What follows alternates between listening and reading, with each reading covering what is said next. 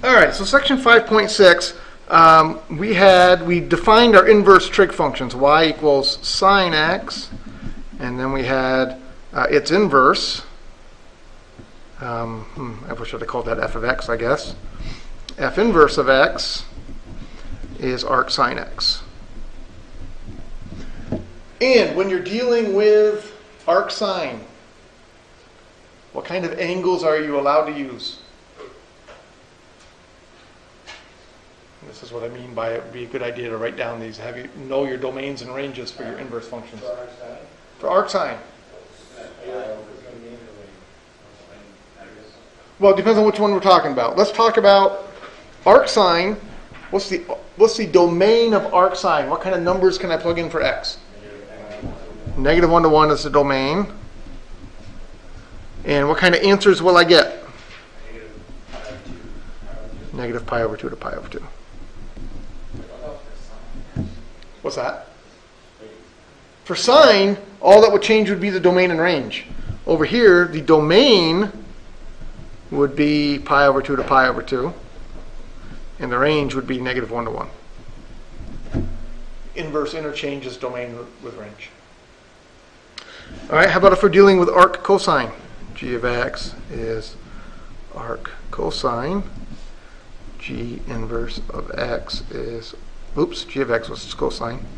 G inverse of x was arc cosine. This one was a little bit more complicated. Again, the domain for arc cosine, we can plug in numbers between negative 1 and 1. But what was our range? 0 to pi. 0 to pi. And the reason for that, we can't use negative pi over 2 to pi over 2 because negative pi over 2 to 0 is in quadrant number, where's negative pi to 0 in your quadrants? Negative pi over 2 to 0. That's negative pi over 2 to 0 would be quadrant number 4. And cosine is positive in quadrant number 4 and also positive in quadrant number 1. So that's why we can't use negative pi over 2 to pi over 2 because we would have positive in both quadrants, and that's no good. So we use quadrant 1 and quadrant 2, where cosine is positive in quadrant 1 and negative in quadrant 2. And then finally we had tangent. And its inverse, h inverse of x, was arc tangent x.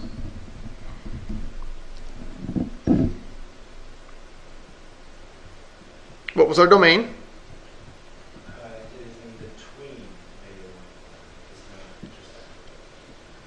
I don't agree with that. I don't believe the domain was between negative 1 and 1.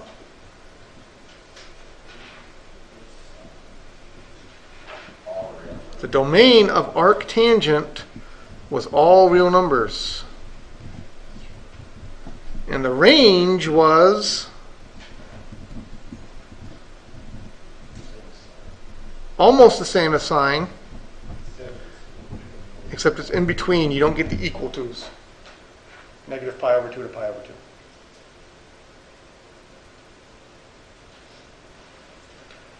All right, and then we had not yet talked about the other three functions. What are the other three trig functions? Secant, cosecant, and cotangent. Now, what would make sense if I'm dealing with, let's say, arc tangent? What would make sense to use for my domain and range?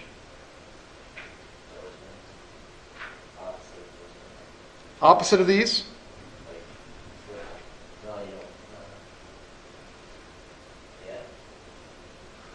Maybe. I don't know.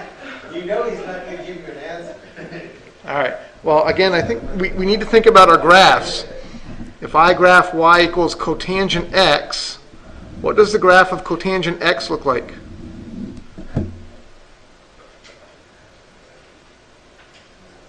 Give you a hint. It has some asymptotes. Where are the asymptotes of cotangent?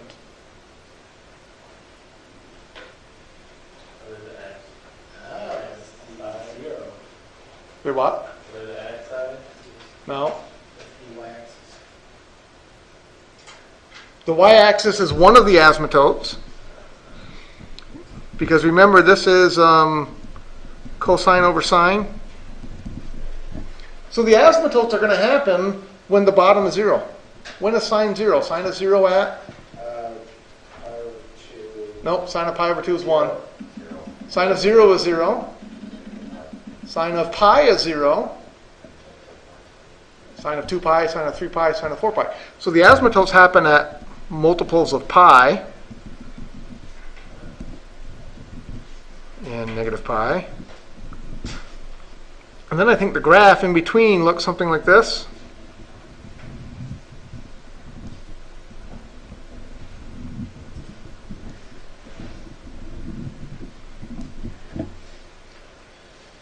So what should we use for our domain of cotangent to make sure our function is 1 to 1 and that we cover all the y values?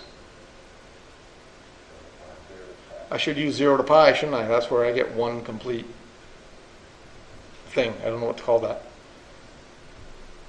So if we're dealing with arc cotangent,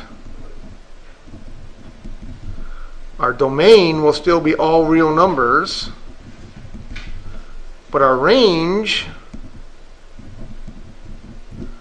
will be between 0 and pi.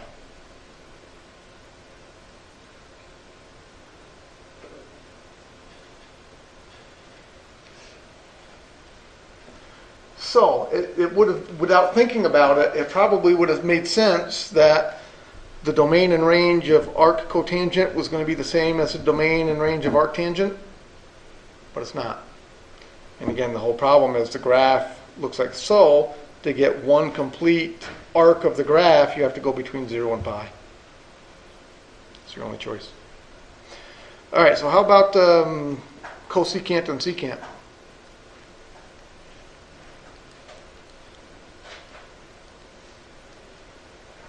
What's the graph of secant look like?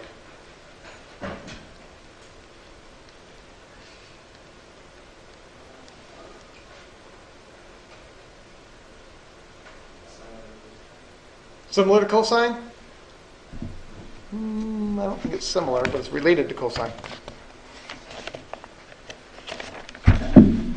So let's see. Secant x, I know secant x is 1 over cosine x. So if I draw the cosine graph looks like so.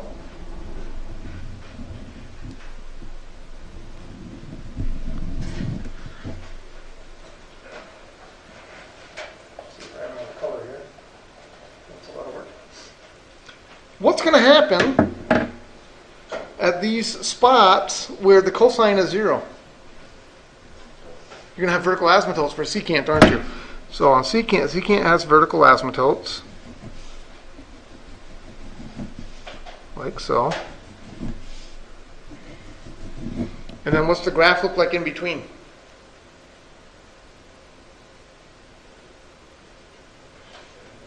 Well, think of what's happening here.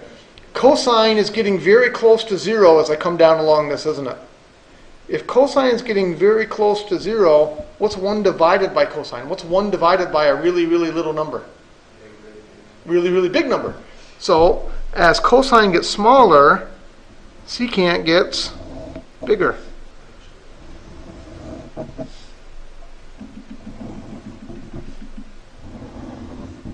So you end up with things that look kind of like little parabolas.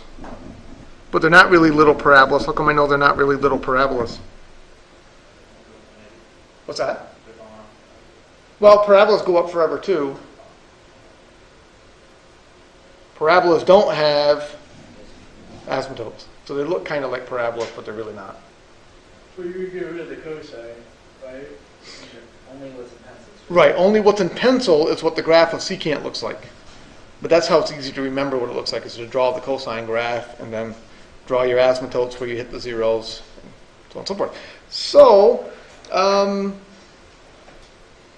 what's a good domain to use? Is this function 1 to 1, and I get all the y values? Negative pi over 2 to pi over 2. Let's see, negative pi over 2 would be here. The pi over 2 would be there. It's not 1 to 1 there. 0 to pi over 2, it's 1 to 1. That would be that half. But I only get the positive y values. I don't get the So you negative y values. So 0 to pi. So you're gonna have to jump over the asymptote. So I have to use 0 to pi, but I can't use pi over 2. I can't use where the asymptote is. All right, so if I'm dealing with secant, if f of x is secant x, my domain has to be x is between 0 and pi, but x cannot be pi over 2. And then what's my range? Nope. Because I have y values that start here. That's supposed to be 0, 1. They start here and they go up. So y could be greater than or equal to 1. Or down here, y is less than or equal to negative 1. So my inverse function would be arc secant x. Its domain would be x could be less than or equal to negative 1, or x could be greater than or equal to 1, which quite often is written this way. Absolute value of x is greater than or equal to 1. That's the way you'll see the domain usually written. And then the range is the angles that you get are between 0 and pi, except you cannot get pi over 2.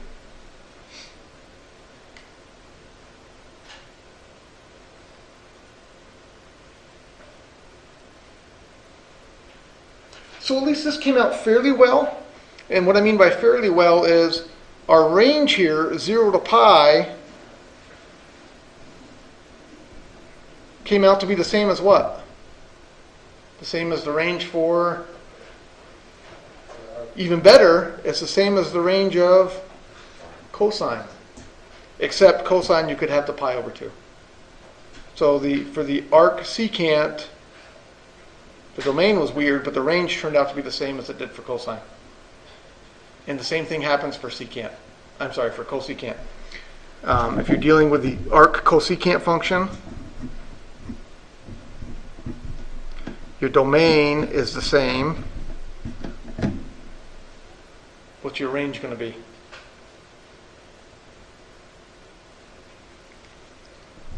I don't know what I just wrote there. Arc cosecant x is what I meant to write. What do you think the range is going to be for arc cosecant? Same as sine, correct. Except for one angle. Which angle do you have to throw away? 0. What's wrong with the angle 0?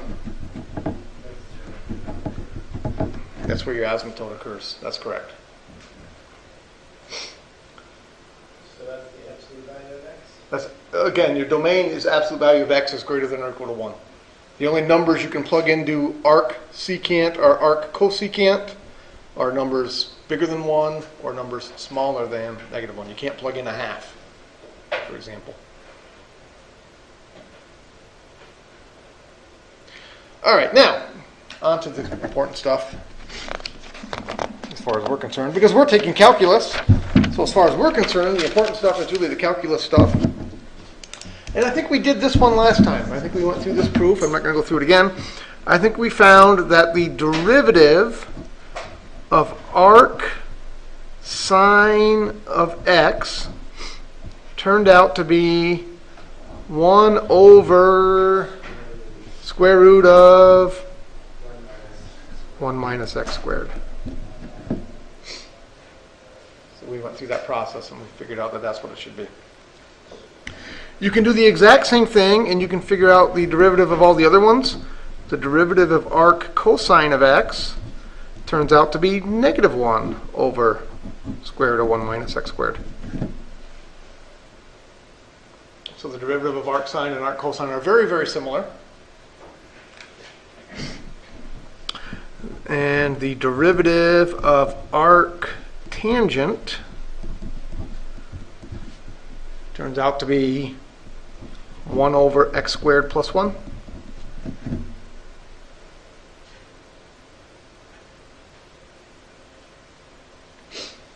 The derivative of arc cotangent turns out to be negative 1 over x squared plus 1. Imagine that. Kind of a pattern here, isn't there? The derivative of arc, I don't remember which one's the positive one, which one's the negative one. I actually have to look these ones up. They are not used very often. The derivative of arc secant turns out to be 1 over the absolute value of x times the square root of x squared minus 1.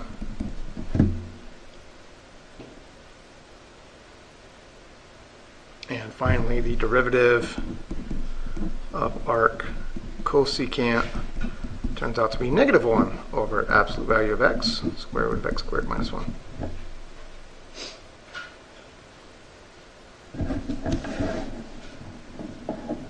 So there's your 6 new derivative rules that you need to know.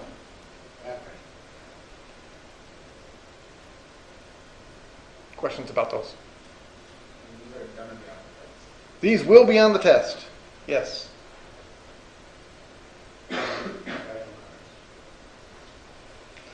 Alright, so let me grab a couple problems out of the book here.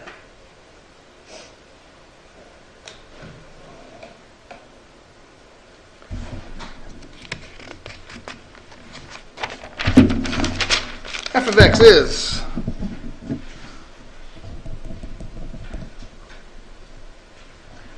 x arc sine x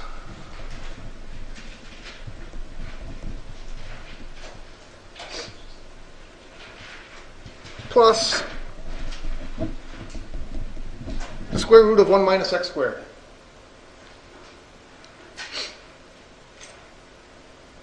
And we wish to find the derivative of that function. So f prime of x would be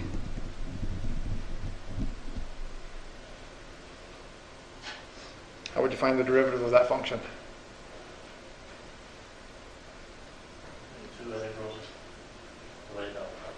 No integrals. That's the next section. Integrals involving inverse trig functions. We're just doing derivatives here. What do I need to do to take the derivative of x, arc sine x? Product rule, because there's multiplication there. That's correct. So I leave the first one alone. That's x. I take the derivative of the second one. What's the derivative of arc sine of x? 1 over x squared minus 1. Close. 1 over square root of 1 minus x squared. Plus, then I leave the second one alone. That's arc sine x. And I take the derivative of the first one. What's the derivative of x? 1. Plus, now I have to take the derivative of the square root of 1 minus x squared. What's the derivative of the square root of 1 minus x squared? 1/2. 1 minus x squared to the minus 1/2 times negative 2x. Very good. Did you get the plus arc sine x? I left the first one alone. I left the x alone. I took the derivative of the second one. And then I had to use the product rule, which told me plus, leave the second one alone. So I left the arc sine alone. And I took the derivative of that one. The derivative of that one was just 1.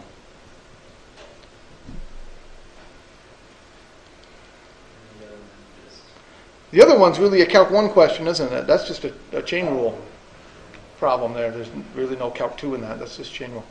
But something interesting happens with this one. I chose this one on purpose. Because that goes down here. Well, I'm going to write this as x over the square root of 1 minus x squared plus arc sine x. And this one becomes minus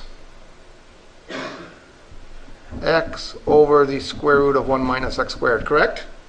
Because this minus exponent drops that to the bottom. A negative 2 times a negative 1/2 is a negative 1. Those add up to 0. And you're left with Arc sine arcsine x. x.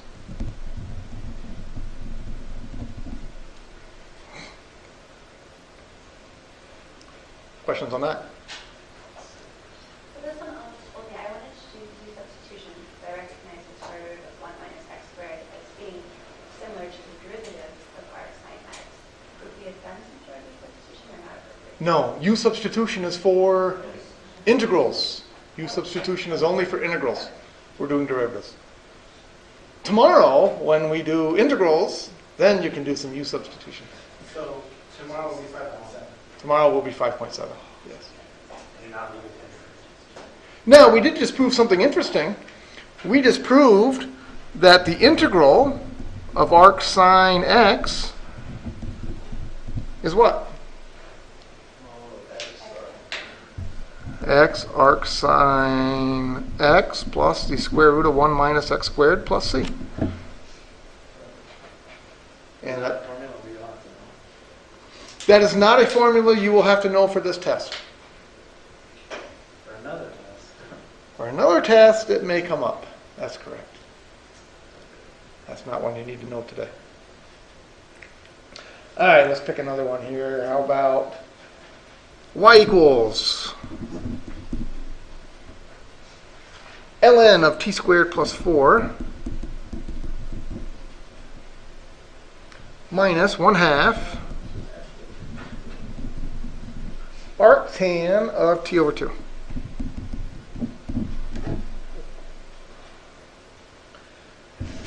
And I don't know if this one simplifies down to something nice or not. The first one I did, I recognized that formula. I knew that one's going to turn out to be nice. Go ahead. As a little bit off topic, but in Calc 1, towards the end of the semester, we started learning the ones where you can find not the area under the curve, Volume. volume and stuff like that. They had it in there, the square root of 1 minus x squared.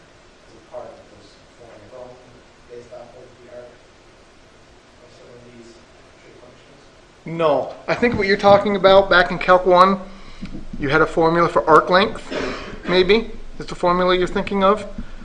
The formula for arc length turned out to be the square root, the integral of the square root of 1 plus the derivative squared.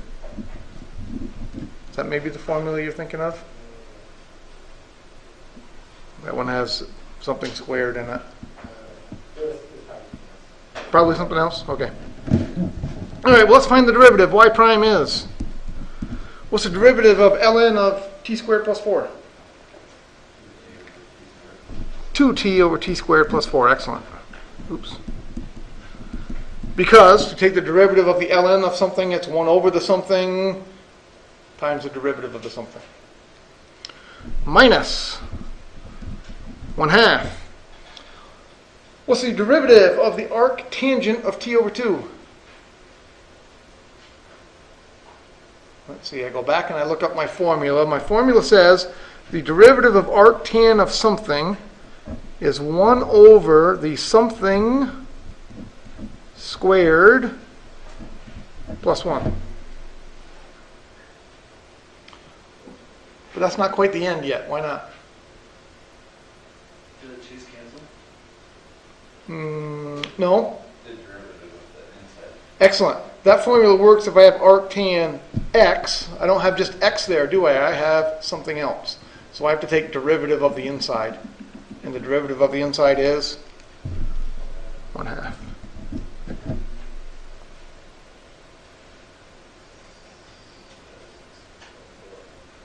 All right, so let's see if this one simplifies down to something nice. See if Ron Larson was being clever here when he wrote this problem. That's 2t over t squared plus 4 minus 1/4 times 1 over t squared over 4 plus 1.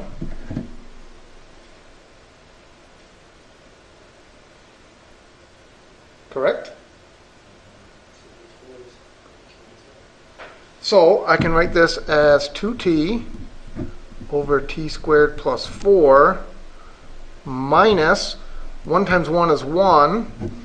On bottom, what's 4 times t squared over 4?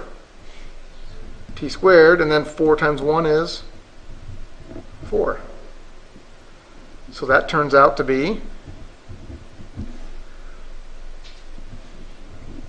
2t minus 1 over t squared plus 4. Well, that's not a real nice answer, but it's not bad.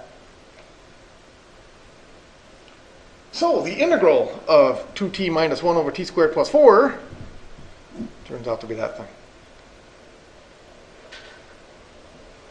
That's not any sort of formula I'm familiar with, but it's the way it works out.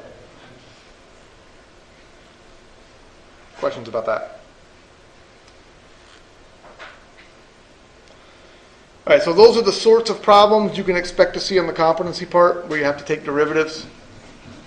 The problems are going to look something like that. You'll have to use product rule, quotient rule, chain rule, maybe. Nothing terribly new. Questions on anything?